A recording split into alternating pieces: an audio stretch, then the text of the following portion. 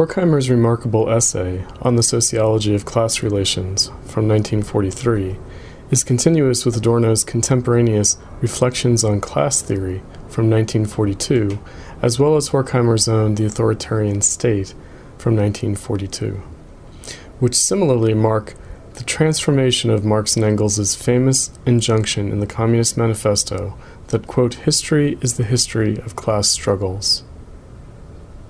All of these writings were inspired by Walter Benjamin's On the Concept of History, aka Theses on the Philosophy of History, from 1940, which registered history's fundamental crisis.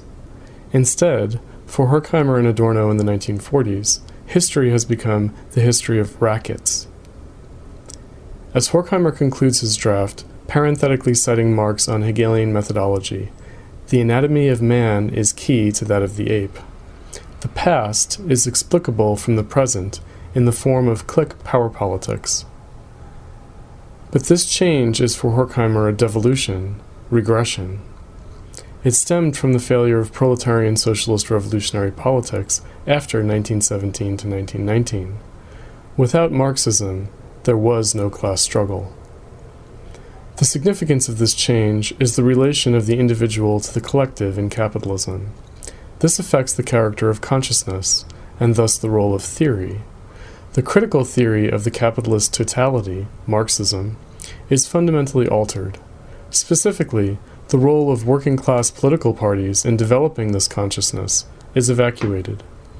At stake is what Horkheimer later, in his 1956 conversation with Adorno, translated as Towards a New Manifesto, called simply the memory of socialism. It disappears. This was Horkheimer's primary concern, why he points out that the Socialist Party was not focused on fighting against exploitation and was indeed indifferent to it. This is because exploitation does not distinguish capitalism from other epochs of history. Only the potential possibility for socialism does. That is why, without socialist politics, the pre-capitalist past reasserts itself in the form of rackets. At the conclusion of the authoritarian state, Horkheimer wrote that, quote, with the return of the old free enterprise system, the entire horror would start again from the beginning under new management.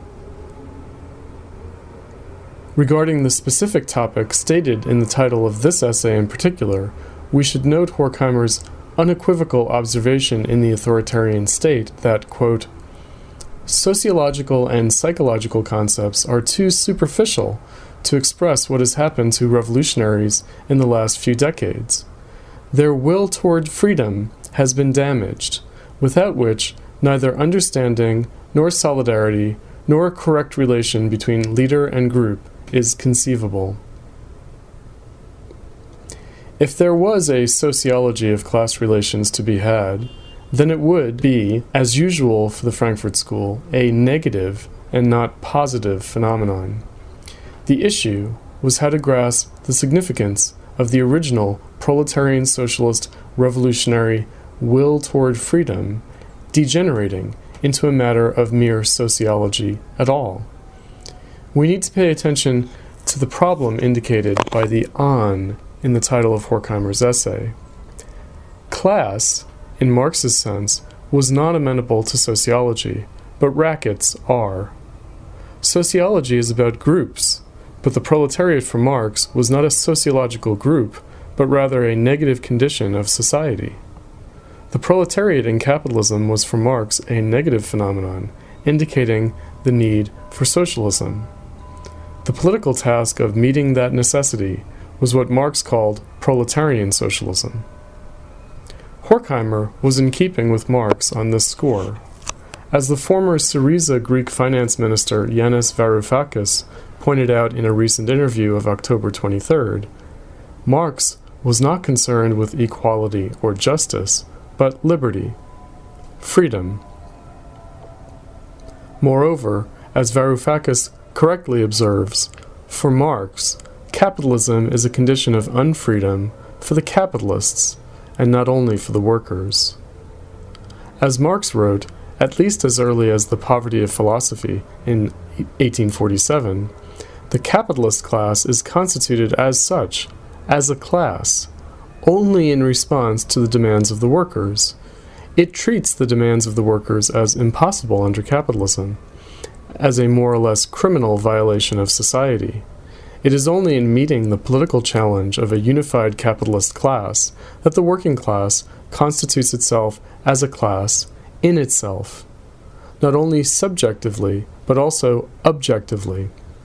For Marx, the historical turning point in this development was Chartism in England, which inaugurates the class struggle of the working class per se. Only in fulfilling the task of proletarian socialism, transcending not only the workers' competing racket economic interests in capitalism, but also democracy in bourgeois society, that is, coming up against the limits of liberalism, does the proletariat become a class for itself, on the way to abolishing itself in overcoming the negative condition of society in capitalism. Its politics is not about one group replacing another. But Chartism in the United Kingdom, like the revolutions of 1848 to 49 on the continent, failed. For Marx, this is the need for revolution in permanence, indicated by the failure of the democratic revolution and of the social republic in 1848. This is why Adorno characterized the critical concept of society itself negatively, as originating around 1848. The Chartists' last act was to translate Marx and Engels' manifesto. So what, for Marx, was missing in 1848? This is key to what is missing for Horkheimer 100 years later: an adequate political party for proletarian socialism, the means for making capitalism a political issue.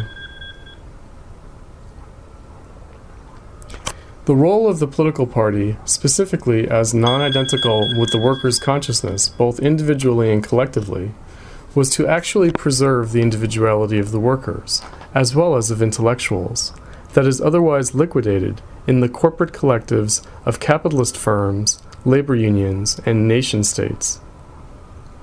These rackets have replaced the World Party of Proletarian Socialist Revolution, which was itself a dialectical expression of the totality of market relations and of the otherwise chaotic disorder of the concrete conditions of the workers. For Horkheimer, workers related to the political party individually, and only as such, constituted themselves as part of a class, in revolutionary political struggle to overcome capitalism through socialism. It was not that Lenin's party caused the liquidation of the individual, but the later travesty of Leninism in Stalinism was the effect of a broader and deeper socially regressive history of capitalism, what Marx called Bonapartism in the 19th century, that the 20th century authoritarian state and its concomitant sociological problem of political atomization expressed.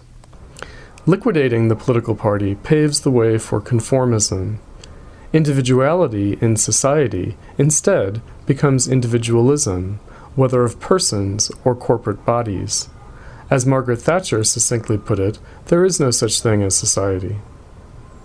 Not only as wish, but in fact. By contrast, the party was the negative political discipline adequate to the societal crisis of liberal capitalism in self-contradiction. But for Horkheimer now, instead, positivity rules in a direct authoritarian manner that capitalism eludes. Avoidance of the party means avoiding capitalism, which suits the power of the rackets as such. The problem of society's domination by anonymous social forces was revealed by the struggle against exploitation, which demonstrated the limits of the power of the capitalists, and hence the problem and need to transform society as such. The social question dawned in the political crisis of 1848, the limits of the democratic republic. This becomes replaced by overt power relations that are mystified, by appearing to know no limits. For Horkheimer, following Lenin, the party's struggle for socialism picked up where the struggle against exploitation reached its limits. Without the party, there is no struggle for socialism. no pointing beyond, but only accommodating capitalism as nature, or at least as a condition seemingly permanent to society. This is why Horkheimer likens the ideology of organized racket capitalism in the 20th century to traditional civilization, by contrast with the liberal capitalism of the 19th century mediated by markets. Indeed, the problem with the rackets is that they falsify precisely the universalism of ideology, which in liberalism could be turned into a negative critique, an index of falsity. Universality is no longer claimed, so the universal condition of domination by capital is rendered occult and illegible. As Adorno put it, the whole is the false. Only by confronting the negative totality of capitalism politically was class struggle possible. The power struggles of rackets do not point beyond themselves. There is no history. Note: Lenin's What is to be Done from 1902 distinguished socialist from trade union consciousness. Quote, "We have said that there could not have been social democratic consciousness among the workers. It would have to be brought to them from without.